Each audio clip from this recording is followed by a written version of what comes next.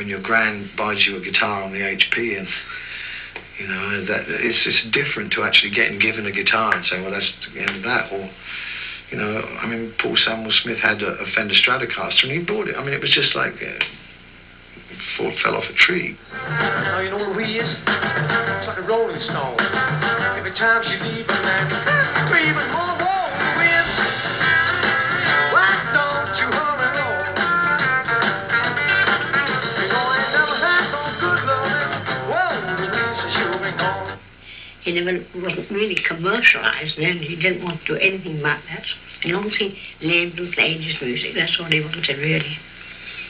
That's why he left the art first, because he getting too commercial. He didn't want to. I didn't like the way they were going. I thought that it was all really just a joke for them.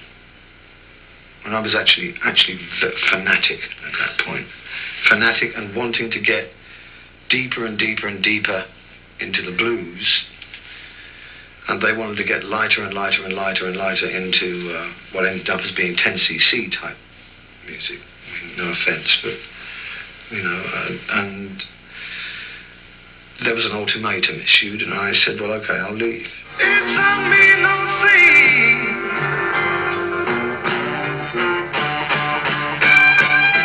As suddenly as he'd left the Yardbirds, Clapton joined the Blues Breakers, a band committed to the blues and led by John Mayall. Well, I did use John as a vehicle, in a way, when I joined his band, to express what I was feeling inside. I mean, I knew what Chicago blues playing was about, but there was something else inside me that had to come out. His playing evoked the now famous response. Clapton is God slogans appeared everywhere.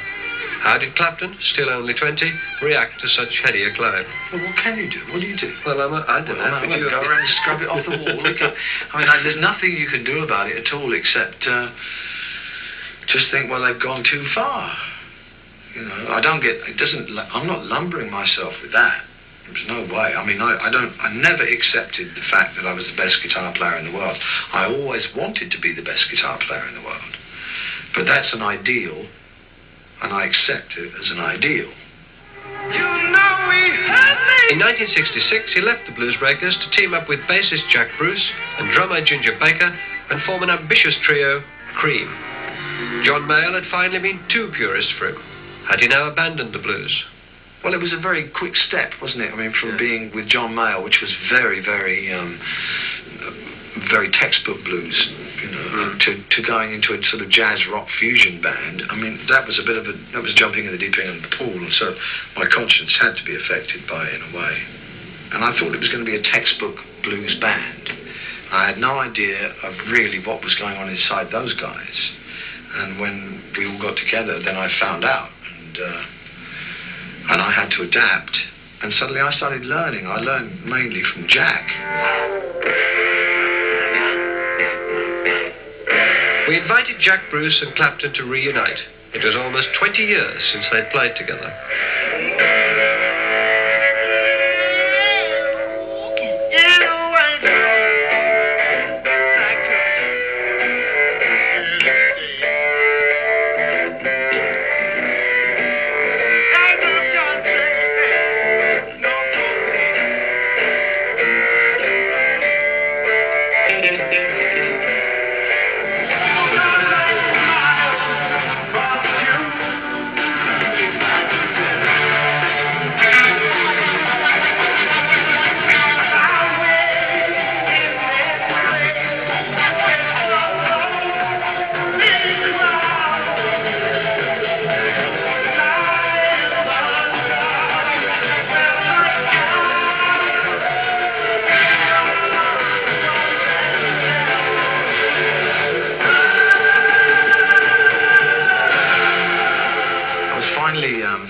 Finally with a couple of guys who were as crazy as I was, really, and they were both fanatics about music, and we didn't give a damn about who liked what we did or whether or not it was going to be successful or not. We just had a great time playing with one another.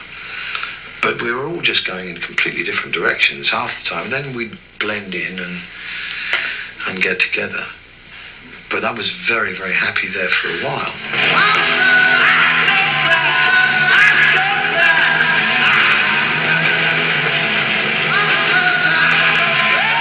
What do you get from those two, then? Positive electricity. Cream emerged as strange and new, building their reputation during a long American tour.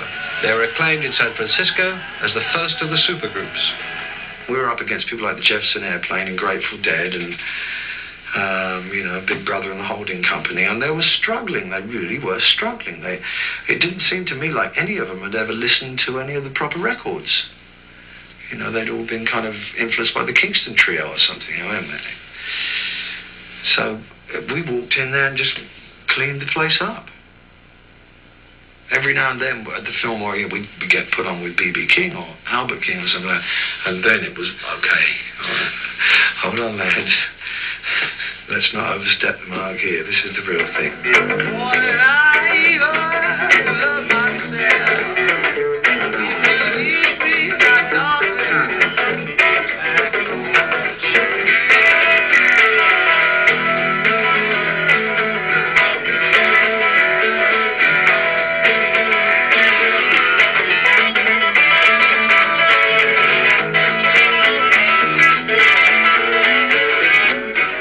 This meeting was planned, the playing was completely unrehearsed. They hadn't played these old Cream songs since the band split up, and if the rustiness showed through, so did a little bit of the old understanding.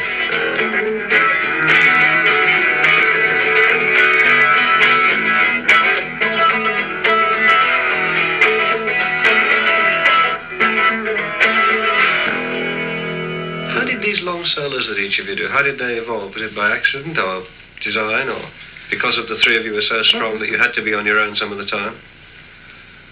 We simply couldn't stop playing. Mm. I mean, none of us was the band leader, so no one would say, stop, all right, enough. So if one of us took off, let him go. And we'd just go off that direction, or go off in that direction, and see one another at the other end.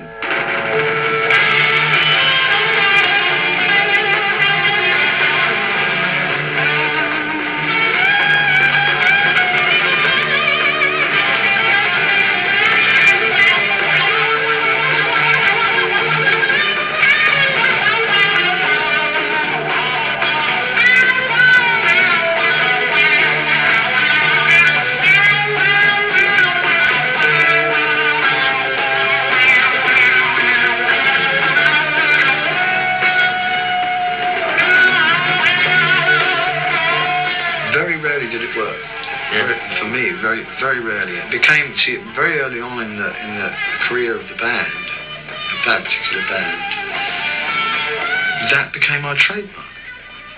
On many occasions, it was like open warfare on stage, and the audience may have thought that it was like, the newest raga or something, but it was really. So on stage, it was a competing and warring going on against each other, these three musicians? Now and then. I'm not going to say all the time, but now and then, it got to that, yeah.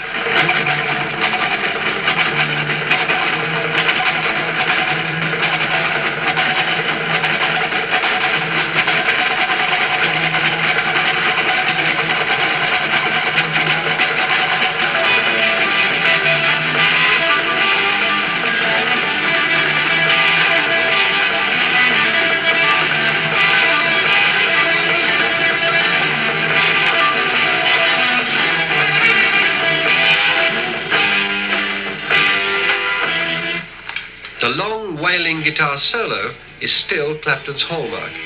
It's largely what sets him apart from other guitarists.